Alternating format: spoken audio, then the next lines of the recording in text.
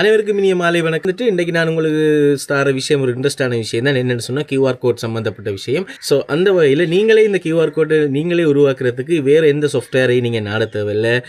Just உங்கள்கிட்ட ஒரு Microsoft word இருந்தால் போதும். ஆனால் இதில் ஒரு என்ன விஷயம்னு சொன்னால் இது ஒரு அப்டேட் வெர்ஷனாக இருக்கணும். அதாவது வந்துட்டு 2019க்கு பிறகு வெர்ஷனாக இருக்கணும். இருந்தால் தான் இது நமக்கு சப்போர்ட் ஆகும். அந்த வகையில் எப்படி இந்த கியூஆர் கோட்டை நம்ம வேர்ட்டில் செய்யலாம்ன்ற விஷயத்தை நான் உங்களுக்கு சொல்லித்தரேன். இப்போ இந்த ஸ்க்ரீனுக்கு வாங்க. இப்போ நம்ம எம்எஸ் வேர்ட்டில் எப்படி கியூஆர் கோட் டிசைன் பண்ணுறன்ற விடயத்தை நம்ம இப்போ பார்ப்போம். முதலாவது நான் வந்துட்டு இதில் இன்செர்ட்டுக்கு போகிறேன். இன்செர்ட்டுக்கு போயிட்டு டெக்ஸ்ட் பாக்ஸ் வந்து போடுறேன். இந்த டெக்ஸ்ட் பாக்ஸ் நான் எதுக்கு போடுறேன்ற விஷயத்தை நான் உங்களுக்கு வீடியோ முடிகிற நேரம் நான் உங்களுக்கு சொல்கிறேன். Right, okay. இப்போ வந்துட்டு இதில் இருக்கிற தகவல் நான் delete பண்ணி போட்டு கண்ட்ரோல் கீயோட வந்துட்டு F9 கீயை நான் ப்ரெஸ் பண்ணுறேன். ப்ரெஸ் பண்ணால் பாருங்கள், உள்ளுக்கு வந்துட்டு ஒரு சின்ன ப்ராக்கெட் ஒன்று வந்திருக்கு. அதுக்குள்ளே நம்மளோட ஹேர்ஸர் பிளிங்க் ஆகிட்டு இருக்குது. இப்போ நீங்கள் என்ன செய்யணும்னு சொன்னால் அதுக்குள்ளே ஒரு கோடை நம்ம கொடுக்கணும். என்ன கோடுன்றதை நான் ஏற்கனவே காப்பி பண்ணி வச்சுக்கிறேன். அதில் நான் இதை பேஸ்ட் பண்ணுறேன். இப்போ நான் இந்த கோடை நான் பேஸ்ட் பண்ணியிருக்கிறேன்னு பாருங்கள். இந்த கோடை நான் உங்களுக்கு விளங்கப்படுத்துகிறேன். முதலாவது அதுக்குரிய கமாண்ட் டிஸ்பிளே பார் கோட்.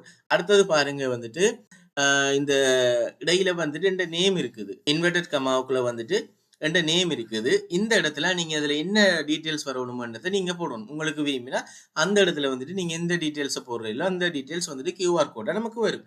அந்த வகையில் நான் உங்களுக்கு உதாரணத்துக்கு எந்த பேரை போட்டு நான் அதில் காட்டியிருக்கிறேன். அடுத்தது பாருங்கள், அது என்ன வகையான கோட், அதில் நம்ம கியூஆர் கொடுத்துருக்குறோம். அடுத்தது அதில் சைஸ் S152 வரது ஒரு நார்மலான சைஸ். நீங்கள் விரும்பினா உங்களுக்கு பெரிய சைஸ் ஆகிலும் நீங்கள் அதில் போட்டுக்கொள்ளையிலும். அடுத்தது வந்துட்டு Q3. இந்த Q3 எதுக்குன்னு சொன்னால் உங்களோட கியூஆர் கோட்டுக்குள்ளே வர சின்ன சின்ன சதுரங்கள்ற அளவு தான் இது. இதை போட்டுட்டு இந்த கொமாண்டை நம்ம போட்டுட்டு அதுக்கு பிறகு நம்ம என்ன செய்யறேன்னு சொன்னால் இதில் ரைட் கிளிக் பண்ணிவிட்டு இதில் கீழே பாருங்கள் டோங்கிள் ஃபீல்ட் கோட்ஸ் இருக்குது. இதை நான் கிளிக் பண்ணுறேன். இப்போ கியூஆர் கோட் வந்துட்டுது. இவ்வளவுதான், சின்ன விஷயம் தான் இது. இவ்வளவுதான், நம்ம ஈஸியாகவே ஒரு கியூஆர் கோட் ஒன்று வீட்டிலே கிரியேட் பண்ணிட்டோம். நான் ஏன் உங்களுக்கு ஆரம்பத்தில் ஒரு விஷயம் சொன்னேன், இந்த டெக்ஸ்ட் பாக்ஸ் ஏன் போட்டுறேன்ற ஒரு காரணம் என்று சொன்னால் நார்மலாக நீங்கள் இந்த பேஜ்லையும் இதை செய்யலாம். ஆனால் என்ன பிரச்சனைன்னு சொன்னால் இதை மூவ் பண்ணி கொள்ள இல்லாமல் இருக்கும்.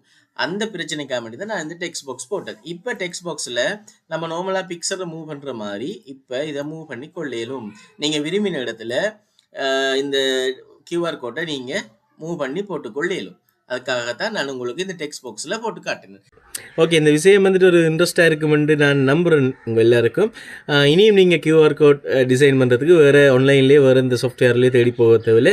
இது ஆஃப்லைன்லேயே நம்ம செய்து கொள்ளலாம். கவனமாக இதை பின்பற்றி கொள்ளுங்கள். நன்றி, வணக்கம்.